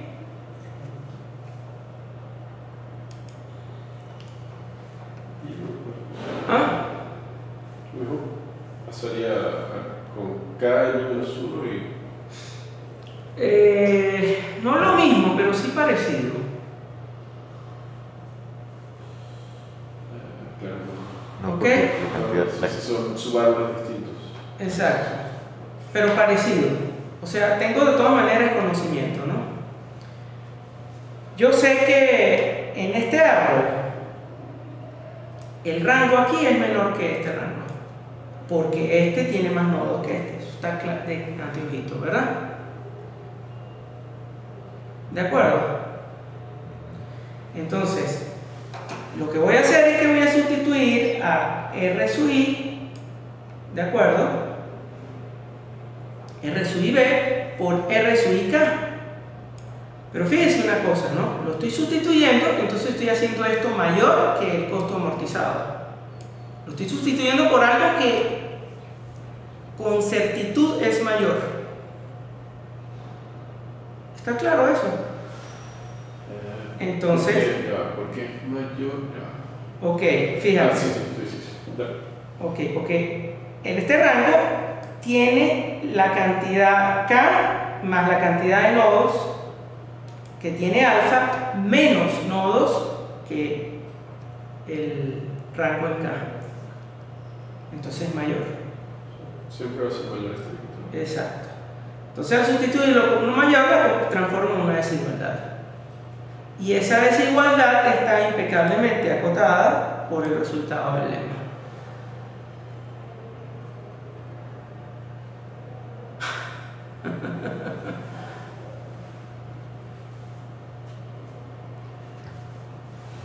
¿Quién? ¿Por qué o cómo llegaron con ese lema? O sea, esos tres, ¿qué significan? ¿No? Bueno, ese 3 es el enunciado del lema, ¿no? El SIG solamente es la última operación, ¿no?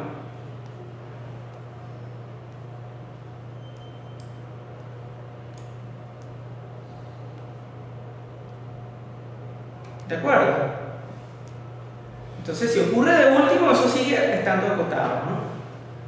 Ahora, puede suceder que la última operación no sea un zig, sino un zigzag o un zig-zig, y en los zigzag y zig-zig hay un 3 acá de factor, que lo vamos a ver inmediatamente. Entonces, por eso es que se coloca esta cota para considerar el último caso, tanto que sea un zig algo o un zig puro. Una cota, simplemente. Eso es. Y de hecho aquí está como cota, ¿no?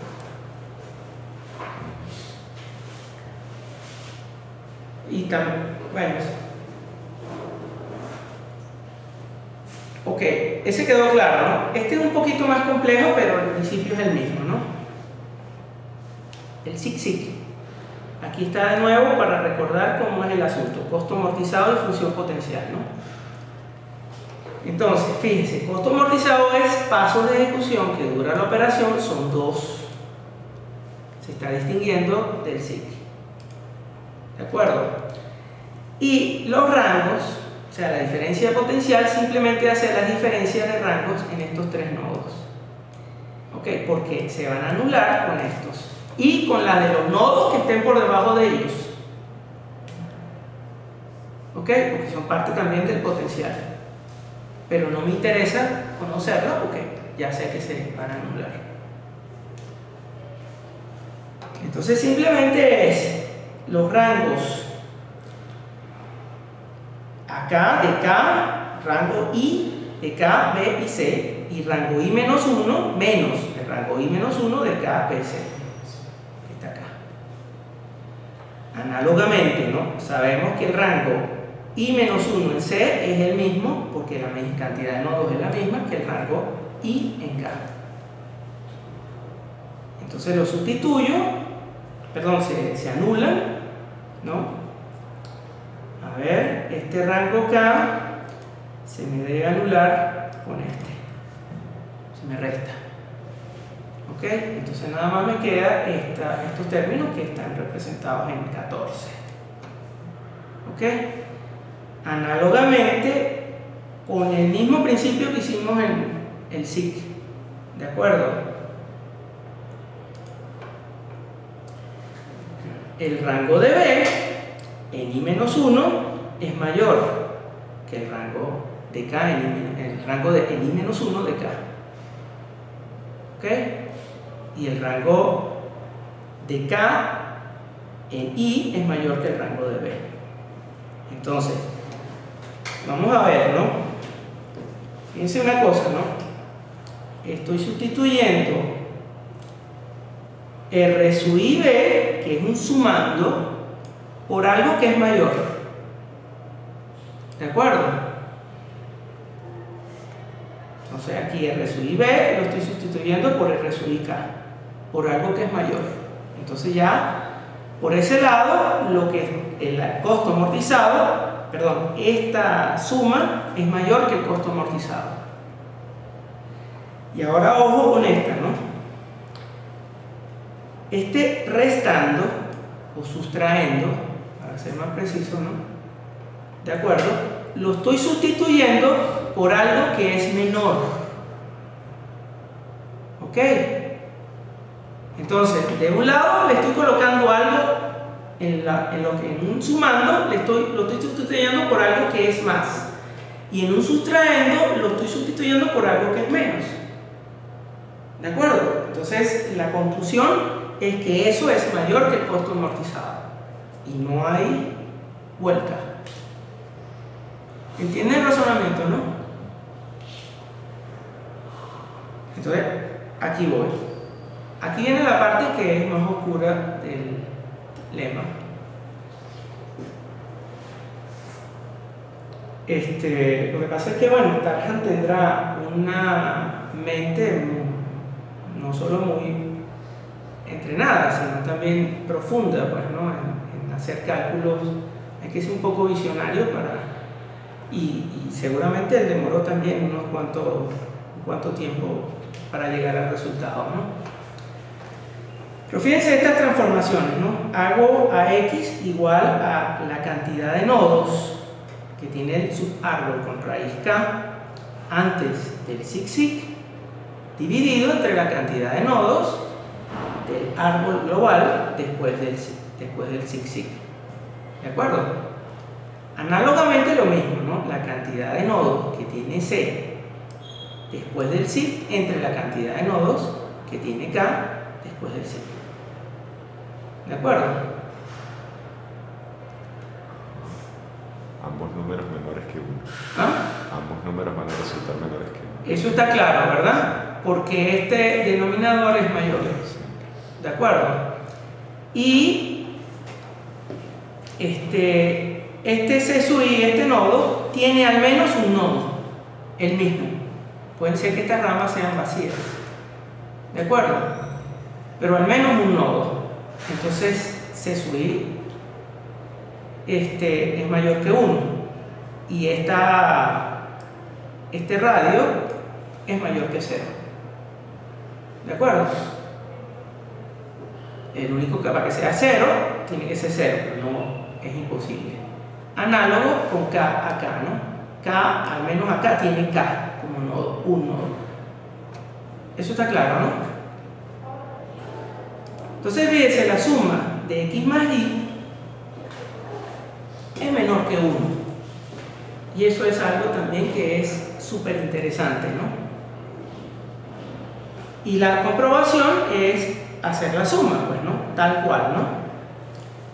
C sub i es sumar esto, ¿no? Colocar esto, no sé, lástima que no se pueda borrar, pero colocar la suma de estas fracciones, ¿no? Entonces el denominador es el mismo. ¿De acuerdo? Entonces la cantidad de nodos que tiene C sub i en K son 3, ¿de acuerdo? Estos 3 nodos más la cardinalidad de alfa, beta, chi y delta. Este denominador. ¿Está claro? Y la cardinalidad de K en I, como el denominador es el mismo, entonces yo puedo hacer esta suma directa, ¿no? Esto más esto, ¿no? Que es lo que está acá. Entonces, la cardinalidad, aquí me faltó, aquí hay un errorcito, fíjense, aquí falta un sumando, ¿no? Entonces, la cardinalidad de este árbol es la cardinalidad de alfa más 1, que es K, más la cardinalidad de beta, esta expresión. Y la cardinalidad de este árbol es esta expresión. ¿De acuerdo? Que también tiene un ligero error. ¿Cuál es? 2 multiplicando. Ok, aquí le falta el más, ¿no? Y esta es chi, perdón, es delta. Aquí es chi. ¿No? Y aquí es delta, pero... Sí. O sea, sería esta expresión, ¿no? ¿De acuerdo? ¿Por qué es importante eso? Porque el resultado es este, ¿no? Me da la diferencia entre el denominador y el numerador es exactamente 1 menos del numerador. Por tanto, la suma de esto es menor que 1. ¿Ok? Tenemos dos números que son menores que 1, ¿de acuerdo? Cuya suma es menor que 1, ¿de acuerdo? Entonces vamos a ver el mayor valor que puede tener sumar los logaritmos, ¿de acuerdo? Y eso se ve en esta curva, ¿no?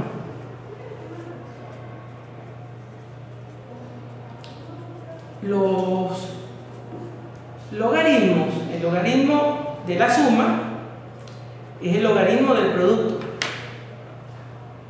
¿de acuerdo? ¿Sí? Una propiedad La suma de los logaritmos es el logaritmo del producto. Entonces, el logaritmo del producto y por tanto el logaritmo de la suma, perdón, la suma de los logaritmos, ¿de acuerdo? Es máxima cuando el producto xy sea máximo. ¿Está claro? Dos números que son menores que 1, el producto máximo es que los dos sean iguales a 0.5.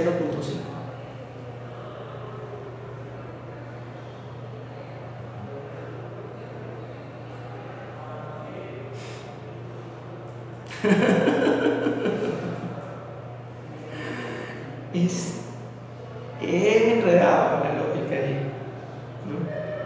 Rebuscado, creo. ¿Ah? Rebuscados.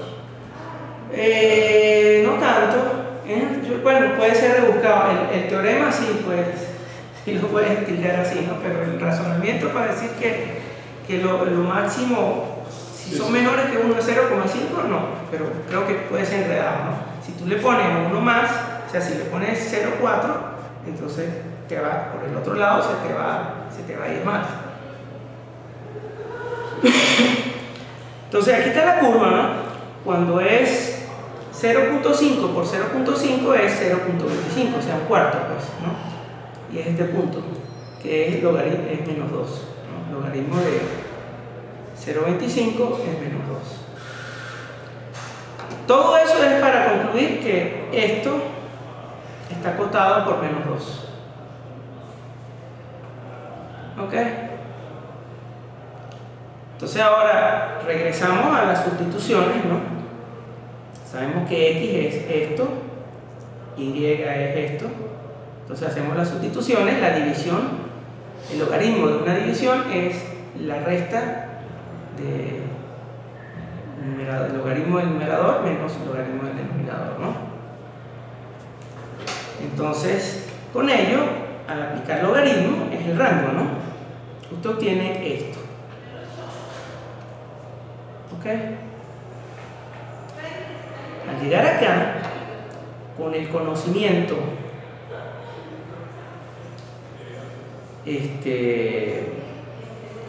fíjese que esto que está acá es idéntico, o sea, es igual, pues, literalmente, el principio de identidad a logaritmo de x más logaritmo de y.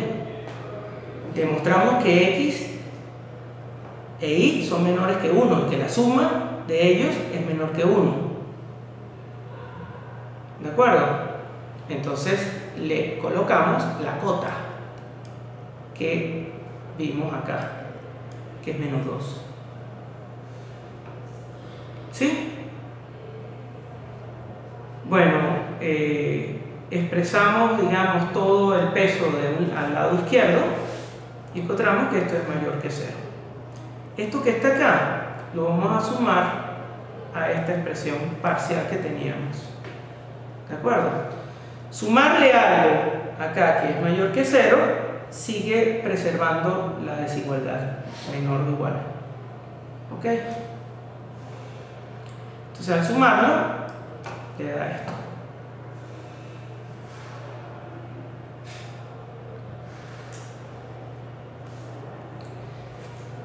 ¿Cuál es el valor de esto? Porque hay que reconocer que esto es complicado, ¿no?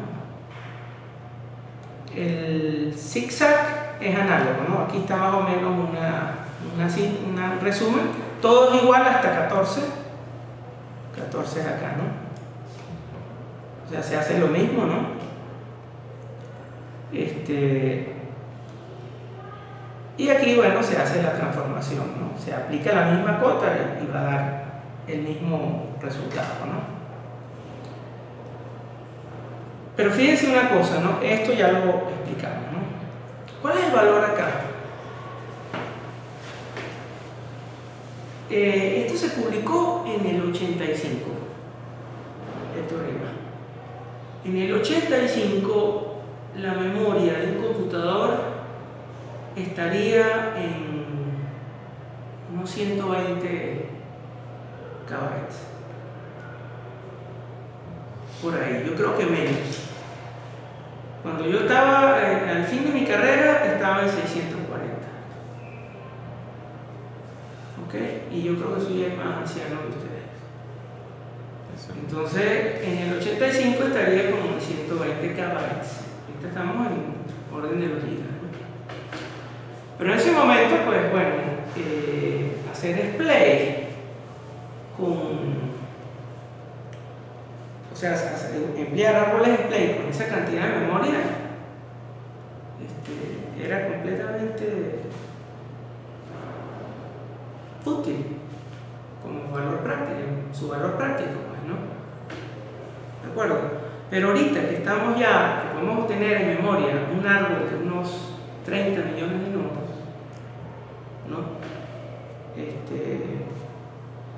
Puede compensar bastante, ¿no? Y ojo, respecto a otros árboles, ¿no? O sea, comparémoslo con el binario de búsqueda, ¿no?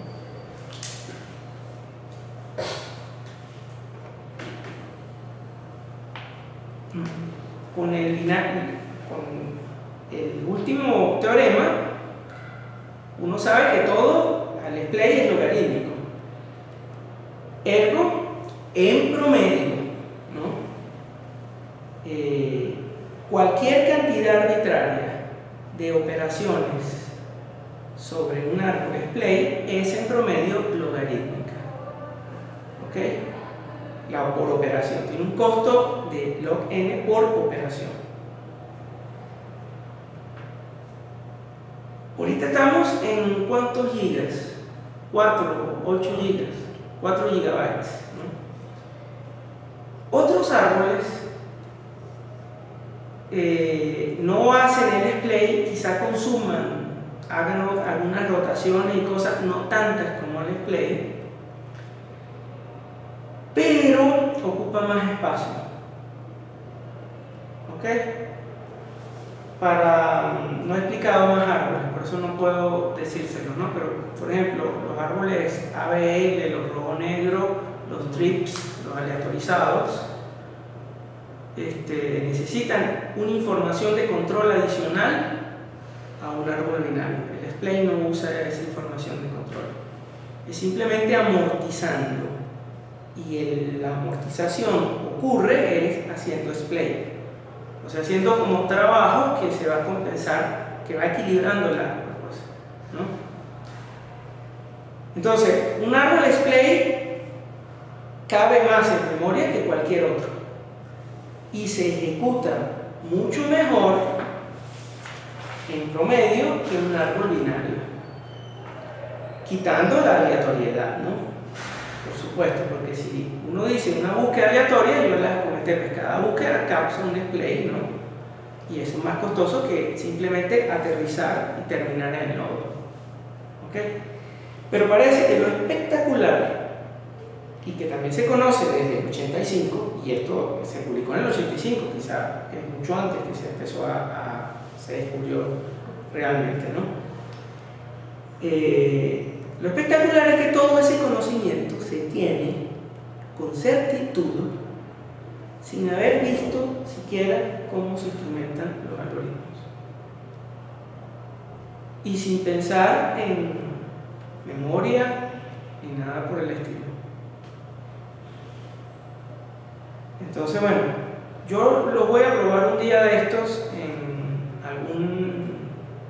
como instrumento de otro algoritmo. Pero insisto, pues muchas personas reportan que estos son árboles espectaculares. Yo no estoy en capacidad de hacerlo porque lo que yo hice una vez fue estudiarlos al azar, ¿no? Con acceso todo aleatorio, uniforme, y no está concebido para tal, ¿no? No es malo tampoco, ¿no? No es malo, pero respecto a los otros, pues sí se degrada, ¿no? No tengo las curvas, pensé que las tenía, las quería mostrar, pero no las tengo.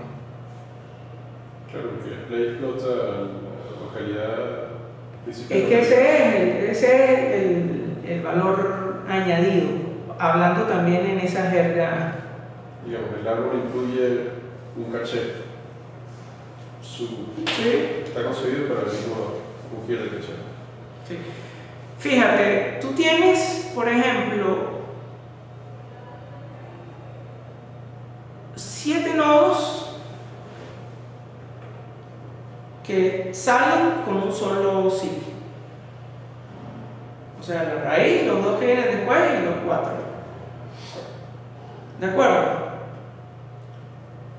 Los siguientes 15, los 15, entonces serían un zig-zig más un ciclo. Tienes 15, ¿no? Después tendrías 31. No, perdón. 31 no. sería 32 más 15. ¿Ok? 47, ¿no? ¿Sí? Entonces, los siguientes 47 los sacas en 2. Doxy. 2, sí, sí. Doxy. Bueno, o un sí, depende de dónde. Pues. Un sí, sí, en el peor de los casos. Exacto. Entonces, lo sacas en 2. Entonces, estás teniendo 47 ahí en cash. Mientras que ya un árbol de 30 nodos, de 30 millones de nodos,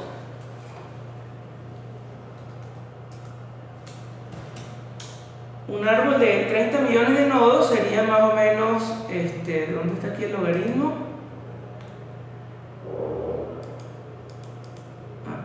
Perdón, es así, ¿no?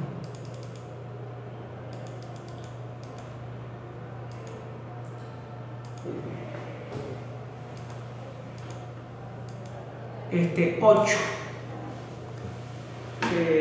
No, algo hice mal. Creo que puso 300, me parece. ¿Sí? Bueno, logaritmo de 30 millones entre logaritmo de 2. A sacar el logaritmo binario, ¿no?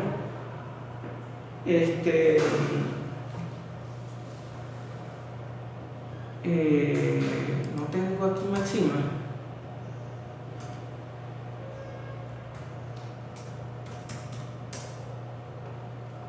A ver si aquí lo sacamos. Esta interfaz, esta versión es distinta. Ok. Entonces, log de 3, ¿no? 3 por 10 a la 6, ¿no? Entre log de 2, ¿no? Y 21. Pagaría entre 21 y 22 nodos que vas a revisar, ¿no? ¿De acuerdo? Y ahí, dependiendo del árbol, ¿no? Si por ejemplo un trip, puedes tener que anotar hasta la raíz, ¿no? Si vas a insertar en el trip y la prioridad, bueno, no saben lo que es un trip probablemente, ¿no? Pero en trip es un árbol también buenísimo, pero puede requerir una inserción que se lleve el nodo todo hasta la raíz, ¿no? En un árbol aleatorizado también es bueno, podría requerir que se lleve a la raíz. Aquí ese conjunto lo está acotando, son 47, habíamos quedado, ¿no? Y luego tendría 47 más 64, que serían con 2 SIG en algunos casos, en el peor 2 SIG y un SIG.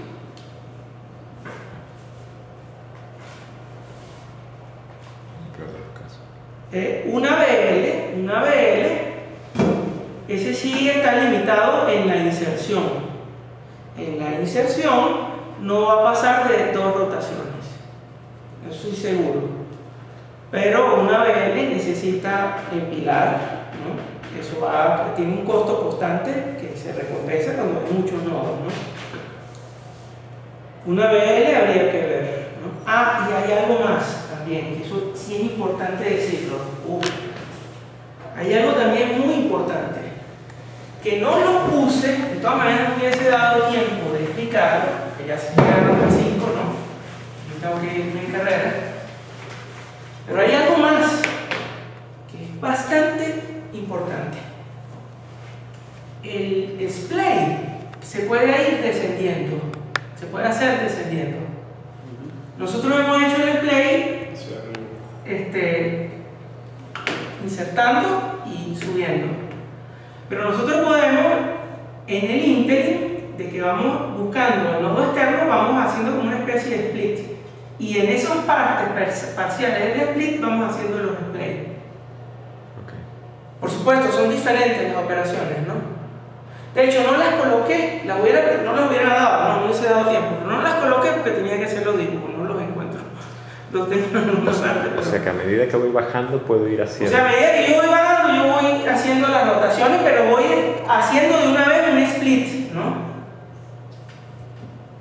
¿De acuerdo? Voy haciendo de una vez un split de manera que ya lo que queda es hacer esto en el split. Entonces es mucho más rápido. ¿De acuerdo? Y en el display vale la pena hacerlo, porque eso se puede hacer con otros árboles también, ¿no? Con los ABL, con los rojo-negro también se hace muy a menudo. Pero puede ser fútil, puede ser en mano. Si voy a insertar y la clave está repetida, perdí la inserción, o sea, perdí hacer eso. ¿De acuerdo? O sea, hice todo un trabajo por nada. ¿Ok? Y análogamente con la eliminación, con los ABL yo no sé cómo se hace, con los rojos negros sí se puede hacer, y con el display está claro que sí. Si quieren, en la próxima clase yo les traigo las rotaciones, o búsquenla por internet, ¿no? Serían top-down display, es la palabra que buscan, ¿no? Entonces, fíjense que ahorita, hasta yo mismo a mí se me han revelado cosas que no me han enriquecido, pues, ¿no? Con conocimiento de análisis, sin pensar en instrumentación para nada, estamos apreciando grandes propiedades al árbol display. El top-down está en la biblioteca, por cierto. Y corre mucho más rápido, pero mucho más rápido que el display tool. ¿Ok? El análisis también está, en el libro no está, pero que bueno, también me pusieron un límite. Pero es un poquito más complicado que ¿no? Pero es la misma tónica, ¿no? Los hits de Fibonacci sí no están en la biblioteca. Pero ya intuitivamente estoy entendiendo por qué son muy buenos también para Distra, por ejemplo. Vamos a probar, a lo mejor puede ser un trabajito. Bueno, finiquitamos.